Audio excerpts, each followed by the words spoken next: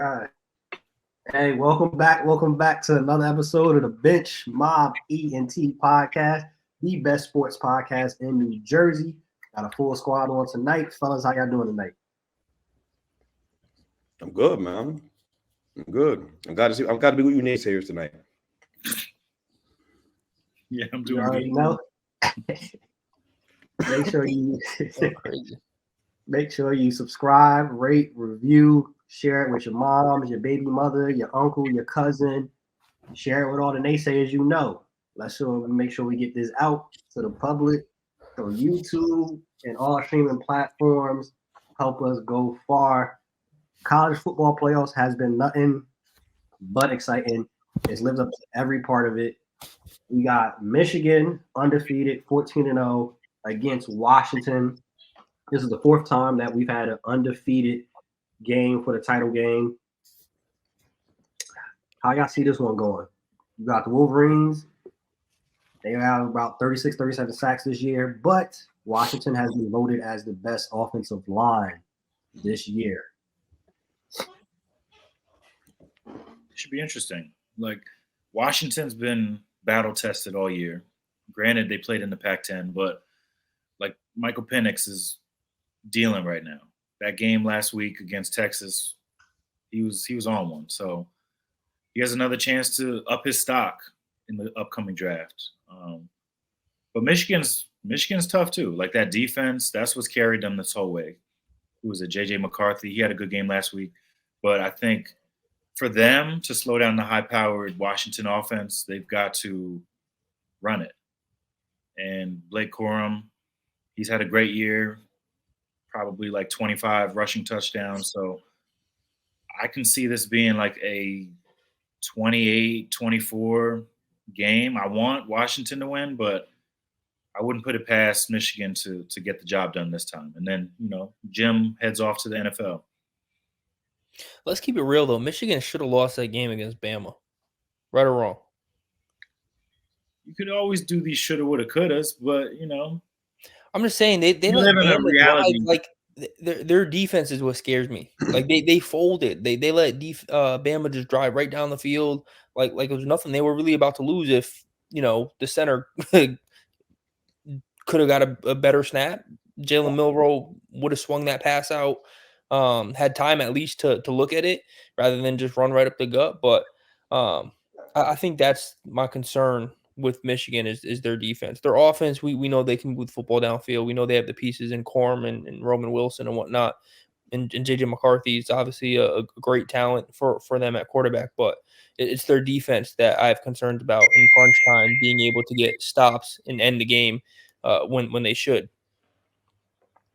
I left that game very unimpressed by that naysayer playing QB for the Alabama. I just thought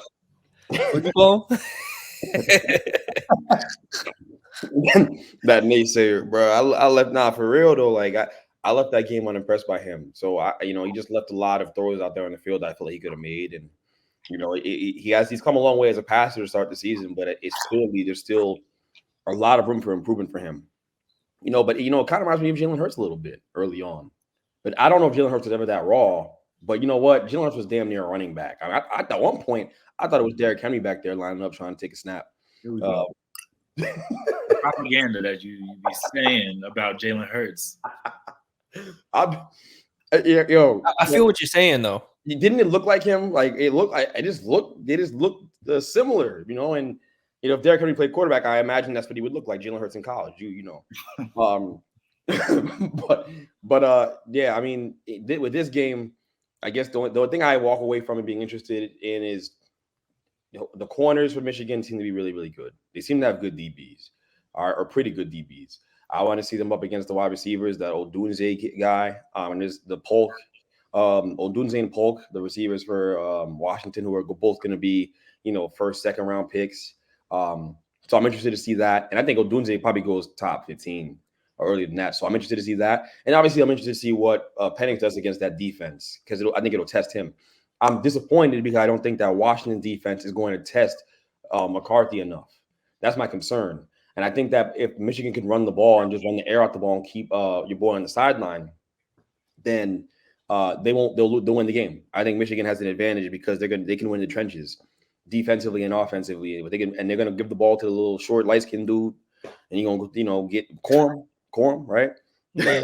They're gonna give him the ball, and he's gonna get tough yards. And so that's the concern. If you're a Washington fan, is just, hey, they could just take the air out the ball, and you're not getting the ball over to your quarterback to lead you down the field and make plays. That's the concern. But I think that Penix has a golden opportunity to make himself some money. I don't think that McCarthy's going to change people's opinions of him in this game because of the way that they play. It's just the nature of the way that Michigan chooses to play football. Very conservative style, run the ball, right? They don't ask him to do too much. But if Penix can win this game, in spite of what I'm saying, because Michigan has a clear trench advantage defensively, and I even think offensively, honestly, especially offensively, with their offensive line against Washington's D line. So if Penix can win the game in spite of that, he's going to shoot in the top 5. What you say? I agree with you. I think win or lose, though, he may shoot himself in the top 5 depending on how he plays. Yeah, He's one of the best deep ball throwers in college football currently. Yeah, he might be the best. People say Jaden Daniels is the best. I didn't see enough of him, but he looks impressive. But the release he has is incredible. I mean, we're not talking about Tua. Like, he's gonna get Tua's comparisons because they're both left-handed, which is lazy. Nah, like, he throws ropes, and he's bigger, he's stronger. Obviously he's been through more injuries, and that's concerning. But his physicality and the way he throws a football, that thing comes out there quick. He throws a really nice ball. The ball spins a ton in the air. It has a nice velocity on it, and he's incredibly accurate, throwing it to all parts of the field. So there's nothing to not like about his game besides the injuries. If not for the injury concern, he's a lock for top 5 now. If he can go out there and beat up on this defense and just make them look silly, a Big Ten defense, which is no joke, he's gonna be a top 5 pick. He won't fall past the Giants, or hopefully at the end of this weekend, the Commanders or something like that are picking 5 and the Giants are higher. But he won't fall past the 5 spot. That's the way I look at it. He's got all the tools you could ask for out of a starting quarterback.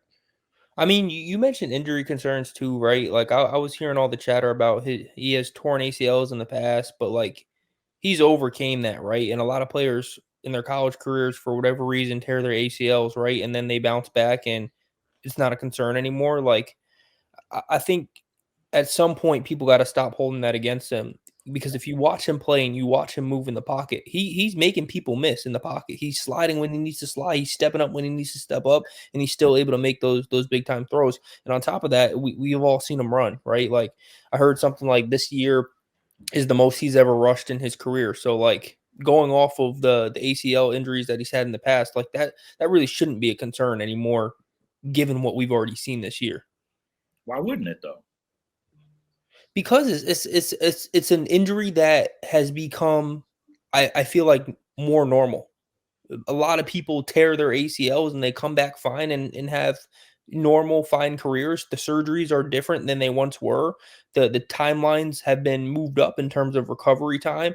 It's an injury that doesn't take or shouldn't be viewed as scary as it once was 10 years ago because of the rehab process, right? We've seen guys defy odds time and time again since, at least in the more recent years. And yeah, I'm probably referring to guys in the pros, but with the way that they have, like the access that these players have to some of these rehab programs, to the trainers that they have, to the surgeons that they're getting their surgeries done by, like, it's just different. A torn ACL isn't what it once was. Yeah, but he's torn it twice. Same knee. Torn it Yeah. twice. Yeah. Dislocated shoulder. Like, it's not like it's just one injury. He's had a few. That's why he's been in college for so long. So I think he's in an optimal place to be playing right now with Washington. Like, the environment's perfect. He doesn't really have to worry about scrambling or, I think last game, yeah, he had to move around the pocket a little bit. But if you're drafting that high, you probably don't have a good offensive line. So you got to worry about that too. Yeah, that's real. I mean, I think the injury concern is, I see what Chris is saying. I just feel like hurt guys get hurt. Like, that, guys who get hurt. I know it's not a like a revelation of a quote, but it's just real. Like, I just think about Daniel Jones, like he's been hurt a million times, and he had injuries going back to high school, and so the Giants ignored those signs, and all that's happened to him since he's gotten to the NFL. If you really think about his career, is just consistently getting injured. And yeah, the O-line is bad, I get it, but I mean, Joe Burrow took a beating, and he's all right. Outside of a calf injury, he's been fine. I know the ACL he had, but he's been fine, right? We have a guy with neck injuries in Daniel Jones, So I have my concerns about his injuries. It doesn't mean that you should look at it all the same way in a vacuum when you're evaluating a quarterback and whether or not you should take him. But you have to take into consideration that. I'll say this though, he's such a good thrower of the football that I don't think I'd pass on him. That's also my point, though. You just brought it up with Daniel Jones, right? The teams that are picking in these spots where they have a chance at getting him, they don't have the luxury on passing because they're concerned about injuries. Because then who are you left with, right? So at some point, you're going to have to make a decision on who's on the board and whatnot, and really, say, hey, this guy's had a few injuries. Am I going to pass on him? Because what other option do you have? You're already in a crappy situation, whether you have a bad line or not. You're good. You need someone that has the skill that you're looking for. And if he's someone that has had great flashes, but also has been injured, does the risk outweigh the reward? It definitely does. You have to take as many cracks at it as you can for a first-round quarterback. I mean, the Cardinals did that. Going from Josh Rosen and giving up on Josh Rosen after a year or two. I think they knew after a year he wasn't going to be good, and then went Kyler Murray. It's just a smart move, and that's why Chicago was going to get Justin Fields up out of there. I don't really care what kind of air bud moment he had last weekend. At the end of the day, they're going to go pick Caleb Williams and reset the quarterback clock, and they're probably going to fire the coach. And go from there. I think Poles will keep his job, but the coach will get fired, and they're going to go from there. That's just my take on it. But yeah, you take as many chances as you can as a quarterback. So yeah, he's not going to fall past 5. The guy who's interesting in this game is JJ McCarthy, because I don't know where he goes in this draft, and I know I'm concerned that we're hyping JJ McCarthy up because he's white. I think that and he goes to Michigan, and Tom Brady went to Michigan. I think it's a lot of that. I'm not saying he's not talented. I just they don't ask him to do a lot. And we don't know that he can do a lot because they don't ask him to do a lot.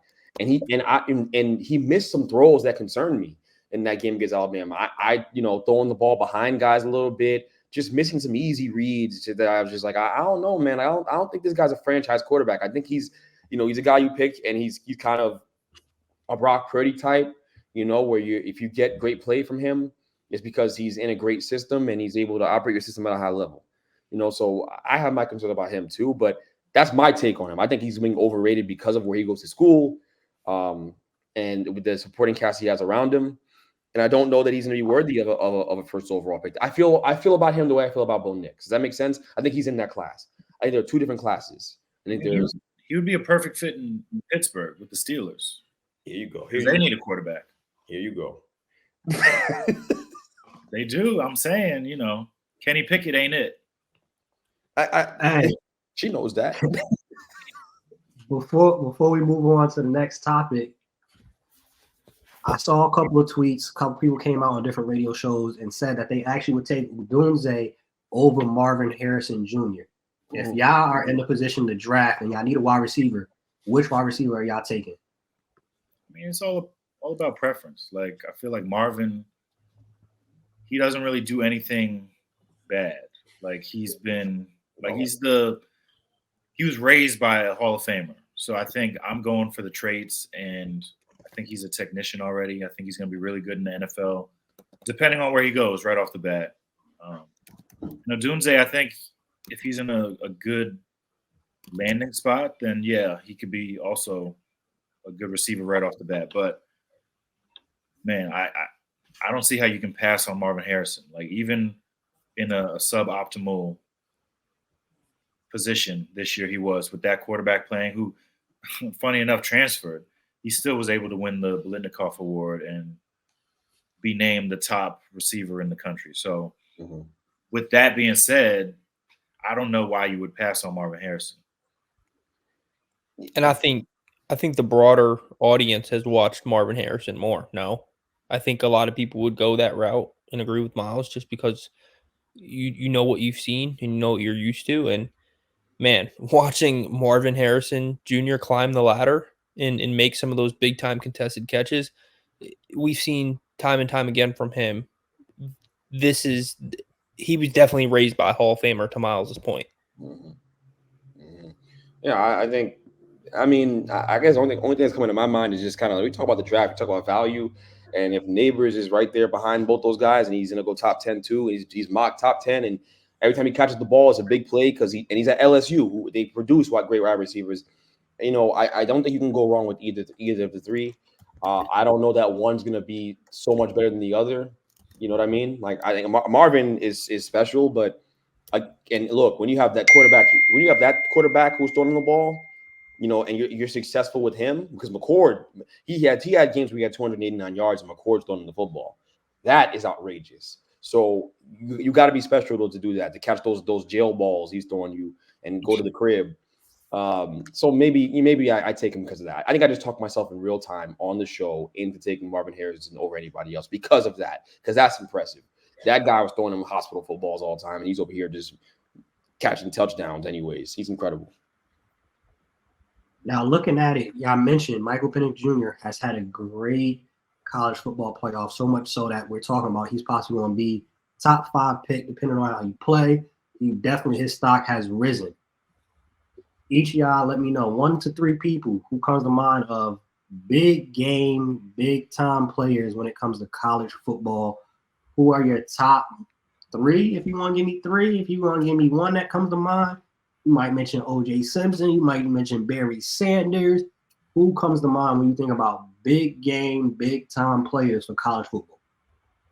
I feel like Vince Young, like right off the bat for me, because growing up, that Texas USC Classic is what comes to mind. Like they weren't supposed to even be close in that game, and Vince basically put the team on his back. So I think that was one of the most clutch performances by a player in college football history. Yeah, that's a good one. Greg has some good ones too. Go ahead, Greg. Okay, I said Joe Burrow. That's why. Yeah, bro. I said Joe Burrow. I mean, this was a lot harder though than I thought it would be. Yeah, because I think you could go to Deshaun Watson. You could. Deshaun Watson, didn't he win a natty? Yeah, he beat Alabama that one year. Yeah, that's a big time. That's worthy of vaulting yourself into this conversation. Deshaun Watson, Joe Burrow, obviously. I don't want to, take all the possible answers away from Chris, but Cam Newton is another one. AJ McCarron, 4 Bama, 2 national titles back to back in 11 and 12. Yeah, AJ McCarron.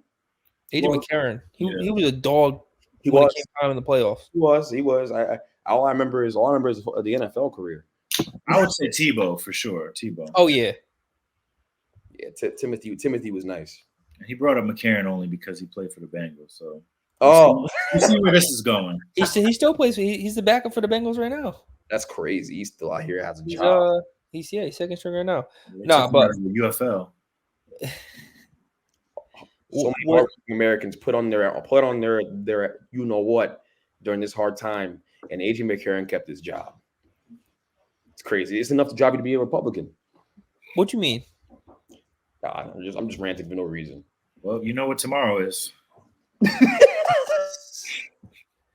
This was a lot harder than I thought, though, in terms of because the people that you think of, you go and look at their stats and like, it's normal, right? Compared to other people's stats. Deshaun Watson stood out, obviously throwing close to, I think, 50 touchdowns his senior year and obviously winning a national championship. Joe Burrow went absolutely nuclear with 60 touchdowns in his senior year, close to 6,000 passing yards. And those numbers stand out because when you look at other quarterbacks during that time, Trevor Lawrence, those guys weren't even sniffing, the 5,900 something yards that Joe Burrow threw for. So it's crazy. But if you want to go old school, Tone mentioned O.J. Simpson. I'll throw out another name, Tony Dorsett for Pitt.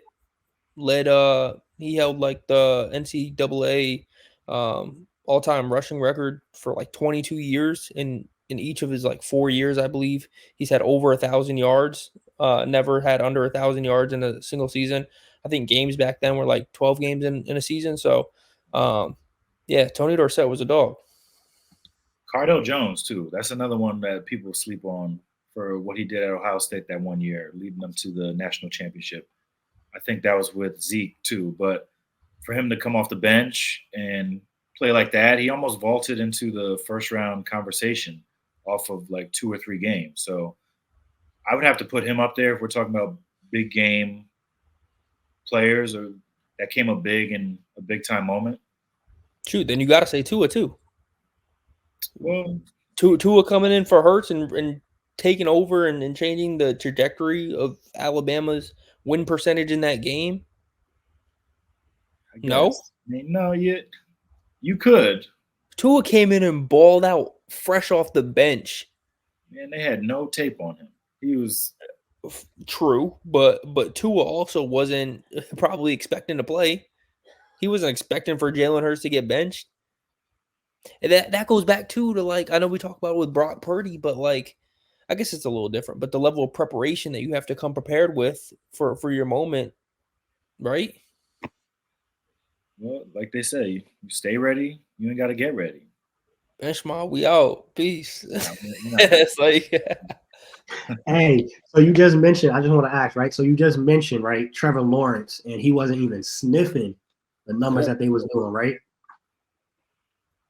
Are there any question marks this season on Trevor Lawrence and how he's been playing? he's had a relatively good year, in my opinion, besides the injuries that are starting to spark now. I mean, when you look at some of the games that he's played, he's gone to the finish. You know what I mean? He's had, and it's crazy to see where the Jags are at now, right? Because it seemed like a few weeks ago, maybe like 5 weeks ago, everyone had them locked up to win their division and a lock to go into the playoffs. And now they're kind of fighting for their lives in terms of winning that division and getting into the playoffs. And some of that has been due to injury in Trevor Lawrence's performance, but I think he's going to be fine. I really do. He's one of the quarterbacks in that class that you just don't have to worry about. I mean, I hear what you're saying, but at the same time, the way they hyped him up and saying he's like the best quarterback coming out since Peyton Manning. Yeah. You would think that he'd be putting up 40 touchdown passes a year. He would be up there is with that his Joe fault? Burrow. I mean, they got Calvin Ridley this year. They've got Kirk. ETN. They had Kirk. Got Evan Ingram, who has 100 catches this year. So Yeah. it's not like they're lacking for weapons. So, I mean, yeah, he's had a good season on paper. You can say the same about Russell Wilson. But, like, when you take a step back and look at the film, there's been games where he doesn't look like a number one pick. Like, he looks like a mid-tier quarterback. Yeah, there's definitely consistency issues for sure. That's concerning. That's concerning. When you talk about quarterback play, it's a bigger deal than people would like to let on. Consistency and all that stuff, regardless of situation. Trust me, I made a name for myself making excuses for Daniel Jones because of situation and the lack of consistency there. And he had never even been that good. So I can't even imagine how frustrated it is for a Jaguars fan who went and drafted this kid, and they told you he's Jesus reincarnate playing quarterback, and he doesn't go out there and play as well as you would hope he did, and he doesn't live up to the billing. So situation's a part of it, but there's really, I mean, look, certain quarterbacks can overcome it. Like I said, I saw Joe Burrow do it. I know Joe Burrow is one of one, but I saw him do it. So what's the excuse for a guy like Trevor Lawrence, who they told me was more talented than Joe Burrow ever was? See what I'm saying? Yeah, no, I do. And now that I look at his stats a little closer, 19 touchdowns this year, 12 interceptions. Come on, bro. I mean, those aren't, to your point, with the weapons that he has and Christian Kirk, Calvin Ridley, and some of those other guys. Evan Ingram, who's been great since leaving the Giants and going to Jacksonville. Your numbers should be higher than what they are. Is he a top 10 quarterback? Honestly, what do you think? No, I think we can name 10 quarterbacks easily right now that are above Trevor Lawrence. Dak is better than him this year. Yeah. Purdy, Lamar. Did you say Purdy? Yeah, Purdy's better than him this year. Yeah, no way around Joe Burrow, Josh Allen, Mahomes. Maybe even Tua, honestly. Tua is this year, right? Jalen for the most part. No. Oh yeah, Jalen. Jalen's at 17 interceptions, right? 17, 18. No. He doesn't have 17 interceptions. Come on. 17 turnovers. Excuse me, turnovers. Jalen Rose? Jalen Rose. Hurts. Come on now. Jalen, not Jalen Hurts ain't in the conversation, dog. Yeah. So he's not in the conversation. He's not better than Trevor Lawrence right now. What are we talking about? We're talking about this year, not see that's where the distinction needs to happen. Are we talking about a top 10 quarterback in this league or top 10 this year? Because there's a difference there. What is it, this year or overall? What are we talking about? That's what I'm asking. This year. No. Okay. Jalen, that naysayer got to go. What you mean? You gotta go, I guess. Is he better than Miles? Is he better in your eyes? He said he gotta go. I guess he's tight. Is he better than Trevor Lawrence this year? I think so. Why? Yeah, he had some down games, but earlier in the season, he had some great games against some good teams. But like down the stretch, play calling's been an issue. There's been a lot of issues going on with this team. So. But it's okay. Miles, you gonna blame play calling though? What? They're calling for heads. They're calling for heads in Philly right now. They call for heads anyways. It doesn't make a difference. They underachieving. So anybody's gonna get called out for it. They want Sirianni out of there too. Yo, his numbers aren't that much better. Who? He has 23 passing touchdowns and 14 interceptions, and he has, I think, 4 more fumbles. Jalen Hurts. Yeah. Yeah, and he's got like 10 touchdowns of getting pushed in the ass by his goal line or something like that, right? How many of those you got? Yeah, a ton. She got a touchdown, right? You see, this is and he's not an Eagles fan, folks. That's nasty. That's nasty work. What do you mean? It's nasty that you think that Trevor Lawrence is playing better right now than Jalen Hurts. I would take Trevor Lawrence over Jalen Hurts right now, bro. Bro, Trevor Lawrence has gotten progressively worse as the season's gone on. What about Jake Browning? What are you talking about? Like, we already dealt with 2 years of this Daniel Jones stuff. Like, we're not about to talk about that. I moved off that. I was critical of Trevor Lawrence. You didn't move off it. You were forced off it. What do you? Let's be clear. What do you? What do you mean? It wasn't by choice of your own smart decision that you moved off it. You saw the writing on the wall. Yeah. Come on. He finally looked at the tape. He was like, damn, this is what you see, don't do it. So actually, yes, Miles. Yes is right. I did look at the tape. There are things I don't like about Daniel Jones. We don't got to get into all that again because I think people are just tired of hearing me talk about Daniel Jones about the bit. I tried to tell you that, but you just didn't listen. Oh, shut up. But at the end of the day, that's the reality. Like, okay, so I was hard on Trevor Lawrence. He hasn't been that good, but Jalen hasn't been that good either. All Jalen doing throwing bubble screens all day or throwing a deep ball. Take away the deep ball, now you go, all you're doing is throwing bubble screens. That's it. Like I said, the play calling is night and day. The 2 coordinators that they had last year got head coaching jobs.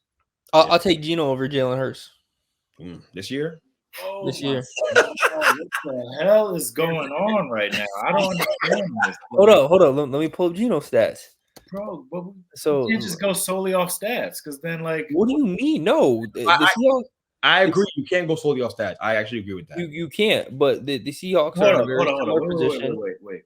So who's playing better right now, Josh Allen or Lamar Jackson? Lamar Jackson. Okay, well, Josh Allen has 15 rushing touchdowns. He's got like 30-something touchdown passes. But the stats say something else, right? Okay, but we've all seen the interceptions and the costly turnovers that Josh Allen also has this year. Yeah, you know by watching the games, and he's got that narrative about him now that he's going to turn that ball over at least once a game. He will give it to you at least. You can't trust him. But that's Jalen. But to be fair, and I love that Miles did this full circle. That's Jalen Hurts. Jalen Hurts going to give it to you at least once. He's going to say, "Hey, man, Merry Christmas." I'm gonna just wait till the playoffs because what's going to happen in the playoffs if they do make a run? What's going to happen? They're not making no run. Who they are is who they've been is who they're gonna be when the lights get brighter. It's only gonna get hotter over there. It's gonna get more pressure for these guys. These coordinators gonna turn into the best coordinators in the world when the playoffs come around and they couldn't do it in the regular season. Please, bro. Naysayer, please. Come on, man. Now y'all mentioned the Jags fighting for a playoff spot. AFC, there's still some spots open. Jags, Texans, Colts specifically, who do you think gets in that division? Who wins that division?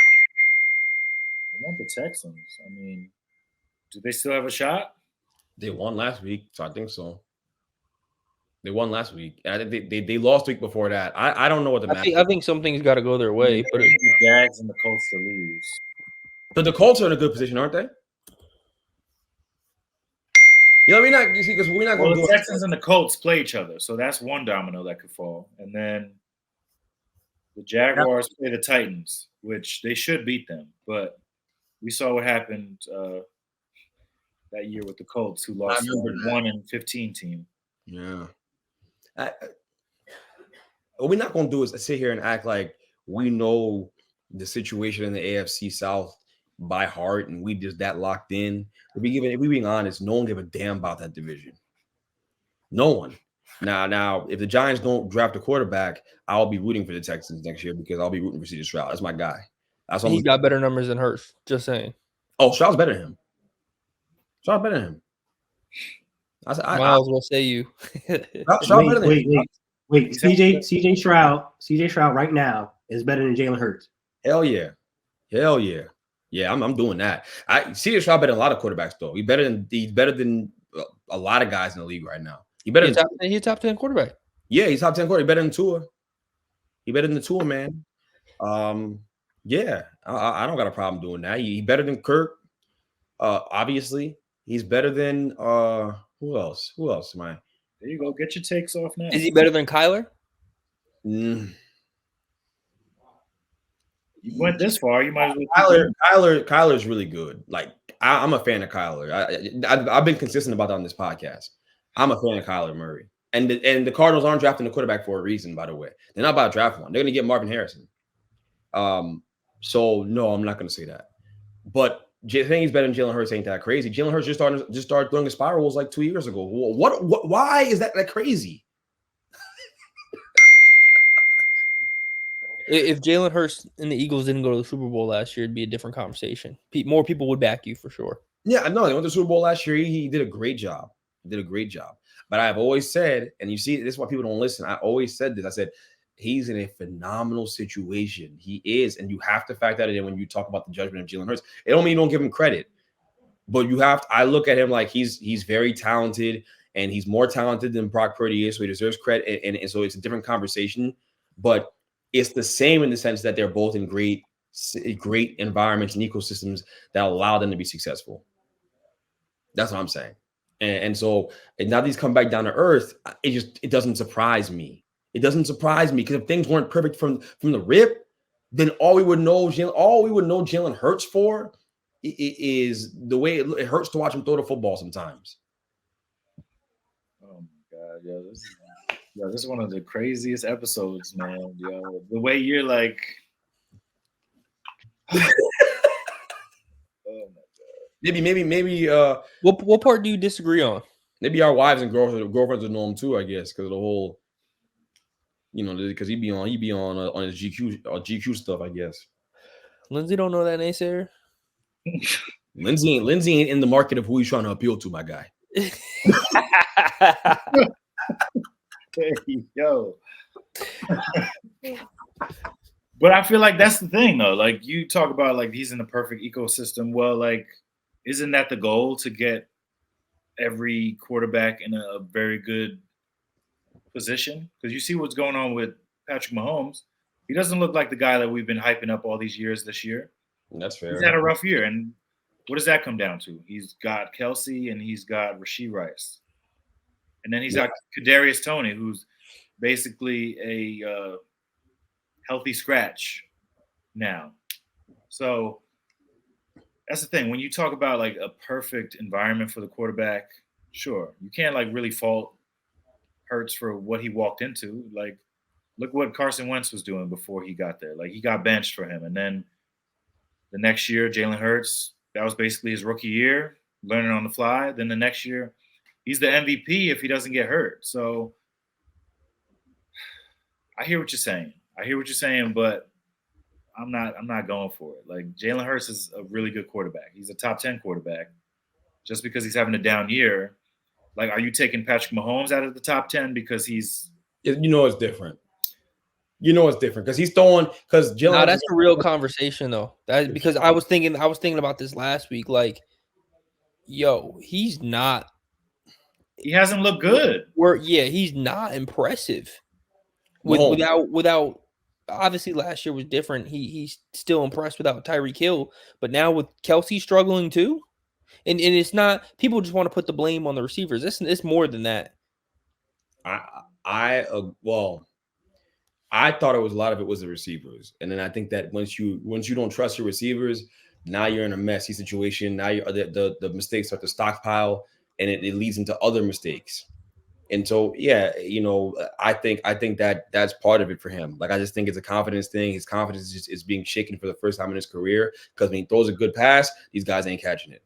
And Kelsey ain't even been Kelsey. Kelsey ain't even been himself.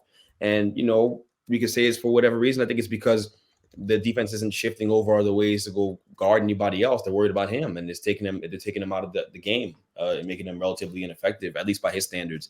But I still look at it differently than Jalen Hurts. Come on, guys. Patrick Mahomes has earned a reprieve. He's earned a pass from people, from the general public, for his play this year because he's been that good. We know what it is when things are right. Jalen Hurts has had a great season. One great season. In the NFL for he's been a starter for 3 years. Okay, that's what I'm saying. So that's why I'm like, he doesn't have the equity with the general public like that Patrick Mahomes has. Patrick Mahomes has earned the break. Jalen Hurts, I'm not saying we should bury him. He's earned the break. Oh my God. I'm not saying we should bury Jalen Hurts. I'm not saying that. I'm just saying that like this season hasn't gone as up to as well as it should have, and he's a part of it. How big of a part? That's up for you to decide. You can blame the coordinators. You can blame Sirianni. There's a lot of things that you could blame, I guess. But he's a part of what's gone wrong this season. He's turned that thing over left and right. Like I said, it's Merry Christmas for people out there. Now, even crazier aspect on the AFC before we talk about NFC, because it's not as complicated. So the Bills right now are the 6th seed. If the Bills lose, they could be out of the playoffs. But if the Bills win, they can go all the way to the 2nd seed, and they win the division, and the Dolphins will drop to the 6th seed, having to see the Chiefs in the first round in Kansas City. How do you see that panning out? Does Buffalo come through and win against the Dolphins, or the Dolphins continue their pretty good season and keep that number 2 seed? I think they lose. I hope it works out like that because I think Dolphins go into Arrowhead and win it. I truly believe that. I think Mike McDaniels, I think that would be a game where he shows up coaching wise, and I think Tyreek would get up for that. You know what? Revenge game for him and Tua, ball out, Jalen Waddle, all them guys. Especially with the issues that the Chiefs have now, right? With their receivers dropping the ball, their defense not looking too hot like they started off hot earlier in the year. If that happens and the Chiefs get the Dolphins round 1 of the playoffs, there's going to be a lot of Chiefs fans that are worried. And that would be funny if Tyreek Hill is the one who knocks them out. But you got to see, Waddle's hurt right now. He's kind of banged up, the ankle injury, the foot injury, whatever it is. They need him back in order to be what they are, in my opinion. The one thing that's kept the Chiefs where they are is their defense. The defense has played at an elite level this year.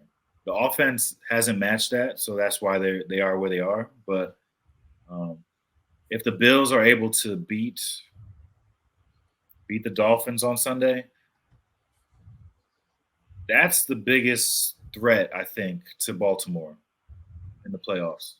If they're able to make it, like you said, if they lose, then things get a little dicey. They need something to go right for them. But I think the Bills, since they've fired Dorsey, they've looked like a totally different team. They're utilizing the run game a little more screens. Josh Allen's not having to, play hero ball as much. So, yeah, I think besides Baltimore, that's the biggest threat in the AFC.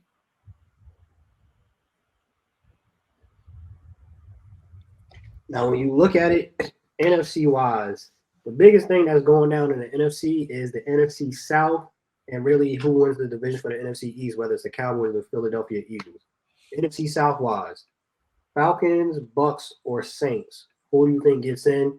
Matter of fact, that's not even a good question because they all boo you. Who do you think actually has the best chance to win or upset a team that first round? Falcons, Bucks, or Saints? I'd say the Bucks. I mean, the way Baker's been playing. Granted, they played terrible last week, but like he's got weapons everywhere. The defense has been playing pretty solid. Yeah, that would be my pick. I don't think any of those teams make any noise, but if like a team were to make noise, I think I'd have to go with Tampa Bay, and yeah, I think Baker's had a resurgence this year, and who knows? Anything can happen in the playoffs. That's why I'm just waiting for Week 18 to be over because I just want to see some meaningful football again. Yeah, definitely agree with Miles. Do we think, real quick before we move on, Tone, is Baker going to be the starting quarterback again next year in Tampa Bay? Yeah. Yeah. What other choice do they have? They're not good enough to draft a quarterback. Yeah. That's worth the damn. they have to run him back out there. Was he was on a 1-year deal? Yeah, but don't give him another deal. You know, it ain't like Baker's in a. I mean, he'll have some suitors, I guess, but he'll be back there. Yeah. There's no reason for him to leave anyway. Yeah, like I mean, yeah, unless I don't know if they're gonna resign Mike Evans, we'll see what happens there. They probably won't, so that'll be interesting. Next year, it could change this situation greatly because I know his favorite target this year has been Mike Evans. So, we'll see. But in Baker's case, you'll take whatever they give you these days. You're lucky to have a job. Oh, you played well this year, so you've earned some leeway. I'll give you that. Perfect question, though. I want to ask because it's been a little chatter, a little stuff going on with the Cleveland Browns. I know we talking about the NFC, but Chris brought up the perfect question to make me think about next season. What do the Browns do? Joe Flacco has this offense looking completely different. Amari Cooper and Njoku, I know they team Flacco. Next year, what do the Browns do, especially if he has some playoff success? We saw the Nasty Man this year. The Nasty Man did not play well. Deshaun Cosby has not looked like the Deshaun Cosby knew over at the Texans or in college, like we mentioned earlier. What do the Browns do if y'all in the Browns position? What y'all do? They have no choice but to play Deshaun Watson. Like his contract's fully guaranteed. There's no way you get out of it. And even if you did, you'd be in cap hell. So you have to play him. Even if you like you said, Joe Flacco's looked a lot better than what Deshaun has this year. Cool. But they hitched their ride to Deshaun Watson. So they kind of have to go down with the ship at this point and just hope that maybe next year he'll show some signs of Houston Deshaun. But yeah, it's not looking good 2 years in. If I were the Browns, bro, I would bring Joe Flacco back and I would keep him around. I would keep him around on the roster. It probably won't cost you too much to keep him around. So I would certainly look to do that. And if, the Nasty Man can't perform at a higher level next year. Why y'all keep calling him back? That's what he is. I promise you, Joe Flacco's not coming back. So you think he's going to get easy because they're outbid and he's going to go somewhere else? Or because you've shown he can still start in the league, though. So, so because they're outbid for his services in the summer, that's why? He's going to take more money to back up Deshaun Watson after he's been – He led the Browns to the playoffs. He may not be backing him up, though. He may not be backing him up. You're going to have $60 million on the bench? Yo, I don't put anything past anybody. That's all I'm saying. It seems crazy, but that is a white man. And that matters in all this. All right. You let your white backup in Cleveland, Ohio, outplayed you. That fan base won't take much to turn on you. All right. You're not the guy that you were in Houston. And again, that white man is outplaying you out there. I don't know, yo. Don't you see? racism knows no bounds, guys. And by the way, I'm not even saying that like it's racist if he starts over him or nothing like that. It's not a no. He by merit, Joe Flacco deserves an opportunity to compete for that job. But what I'm telling you is that guy is gonna get. He's playing better than you. He's won in the past. He's gonna lead him to God forbid they win a playoff game, Miles. God forbid they win a playoff game with him, because if they do, I'm telling you, the nasty man's out. Nasty man's out of there. His days are numbered. He's not out of there. He's not going to be out of there. He's not out of there, but he's not going to start. It's going to be similar to what happened with the Eagles when they won the Super Bowl with Nick Foles, where everybody was calling for him to come back, but you've got your franchise guy. Even who was that? That was Carson Wentz and Nick Foles. That year they beat the Patriots. That's right.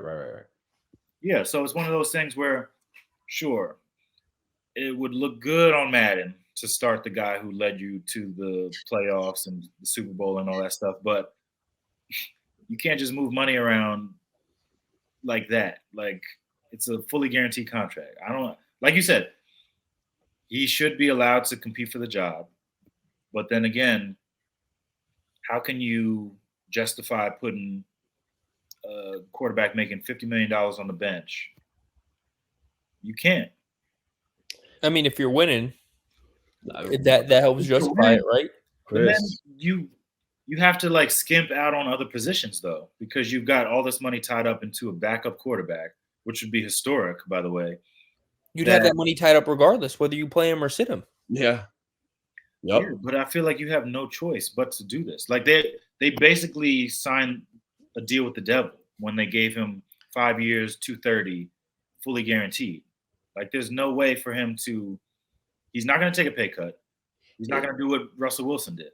So what did Russell Wilson even do? He didn't do nothing besides he didn't do anything. Yeah, but his deal is a lot easier to get out of. Yes. Yeah, exactly. Look, at the end of the day, here's the way I see it. The money's dead no matter what. If you're losing games with him playing, you're still spending $6 million a year on him. So you might as well, if you're going to ride around the casket, you might as well look good. That makes sense? Like you might as well just win games while the money's dead, as opposed to losing games when the money is being spent anyways. It don't make a difference. The money's gone. So if you can have Joe Flacco and keep him around, I would certainly look to do that. And I promise you, they're going to try to keep him around. I promise you that. Bomani Jones said that the biggest death note for a black quarterback in the NFL is when there's a white backup behind you. Because they're gonna back that ass up right at the starting job and take it from you. But the second you don't play well, they're gonna be chanting for that guy. Look at the way New York went crazy for DeVito. Come on now, DeVito ain't even that good. DeVito over here throwing bounce passes and all that. But because he does this, we're in love with him. Yeah, all right, bro. Flacco to the Raiders, calling it now. That's cool. They're in quarterback hell. He's gonna have his pick. Like he could go to the Steelers. I'm sure. Y'all should call him. No, why would we call him to back up Aaron Rodgers? Yeah, Aaron Rodgers is old and brittle, and he may not be around next year because when Kim sues that ass and takes all that money away or whatever, because you want to say he got on the Epstein list. Hey, the popular thing to do online now is to say people we don't like are on the Epstein list. I mean, I saw your name on there, so see.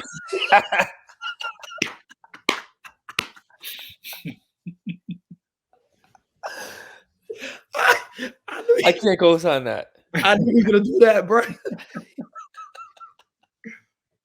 Oh man, I knew he was gonna do that. Oh my god. No, but I'm saying, like Joe Flacco, he's had a great resurgence this year. He played a lot better, even against the Jets. I wasn't expecting that because we have a really good defense. But when you look at it, why would he come back? He's played himself into a starting gig. That's fair. Somewhere else. Like they already have their starting quarterback. The only reason he's here is because Deshaun got hurt. PJ Walker sucks, and the rookie they drafted is no good either. So, but the draft is going to tell the story. A lot of these quarterback open starting jobs are going to be filled by young guys that come in.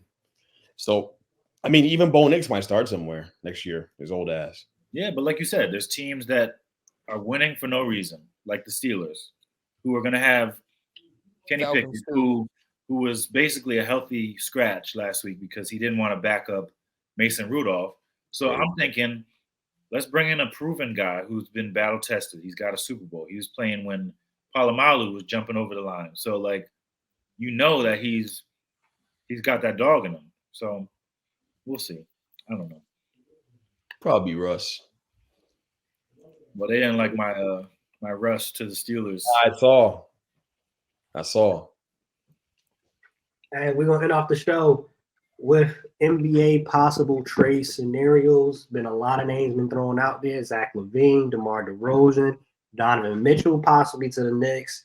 You got Pascal Siakam, Kyle Kuzma, DeJounte Murray. Who are some of the big names that come to mind that have been thrown out there, and where do you think they're gonna end up? I mean, I saw the Pascal to Sacramento talks kind of died out today, so we'll see. But a dark horse from Portland, who knows? They could be really going all in on the rebuild, and Anthony Simons could be one of those guys that's available silently for trade. So if he is, he's going to have a lot of suitors because he's really good. He had a great mentor in Dame, and he's averaging like 27 a game right now. So I'm not going to say everybody from this trade list is an option for the Knicks, but like if we're going for somebody who could be a star, I'd ask around to see how much it would cost to get Simons. That's you're wishing on a star for sure with that, because I don't see how they move off. Well, they're one of the only few young assets they have over in Portland. It'd be pretty stupid to do that this soon over there, but maybe. I just the big names you gotta look out for: Pascal Siakam. I think Kuzma could get traded, but they're asking for multiple first-round picks, so we'll see. The Nets will not trade Miles Bridges. He's not going anywhere. The Woj came out and like basically said that's not their plan. They're gonna look just because they lost a couple games doesn't mean they're gonna blow the whole thing up into oblivion. The Rockets have their picks up until 2028. You can't do that. So they're gonna try to get better with the trade, and I think the trade's they're gonna try to go after Mitchell. They're gonna get in the sweepstakes for these guys and see what they can get. I think it's gonna be Donovan Mitchell they try to go after though. But Mitchell, Siakam, Kuzma. Who else? Am I forgetting here? So Murray's gonna get traded for sure. Murray's gonna get traded. DeJounte Murray will be traded by the deadline, and it's a matter of where he goes, and it's a matter of when, not if. So he will be traded. Haynes reported that today as well. So it's gonna be a very active trade deadline, but I think it'll be a very active couple of weeks heading into that period too. Like I think January, the second half of January going into February is gonna be very, very active with trades. We're going to see a lot of guys fly around here because the reality is the NBA championship is up for grabs. There's no team that's a clear-cut front runner for it, and I don't consider Denver to be like a clear-cut front runner this year either. I think that anyone can win it this year. There, at least anyone in those top tiers. So I think that you're because of that, you're going to see a lot of activity on the trade market this year, and it's going to be fun to watch. Hopefully, Julius Randle will get traded out in New York. I'll tell you that. I'm sick and tired of watching that guy. I cannot stand his game. Get him out. It's not going to happen during the season. You don't think so? Oh, because he's like the best asset they have left. I forget. That's your asset. And Bridges. My bad. Were you saying are the Nets going to trade for Miles Bridges? I'm looking at the chat. No. Will they trade McCall? Well, that's your biggest trade asset right now. You're not going to trade him. Like I know, but you could get 3 or 4 first-round picks for him, and then. The Nets can get 2 first rounders for Dorian Finney-Smith. You don't think so? From a winning team, from a team that wants to win, they can get 2 first rounders for that guy. They offered that for one of them got a draw offer for a couple firsts a couple years ago. But regardless, I'm saying one of them because Royce O'Neal is also on the team and they play the same role. But I just think they're going to be in, and they're going to try to get a little aggressive at some point here. It might be this summer, but there's no big trade coming for no blockbuster coming for the Nets until they look to acquire a star. I don't think it's going to be because they're selling off their best player. And the Lakers will be active. We know that. Writing was in the wall. Donovan Mitchell, D'Angelo Russell might as well pack his bags now. because he's out of there. Yeah, He's out. awful. He's gone. Darvin Ham too. You need to go. Oh, Darvin about to get fired. Darvin about to get out of here. Darvin about to be scratching that knot on his head as he flies out of LA.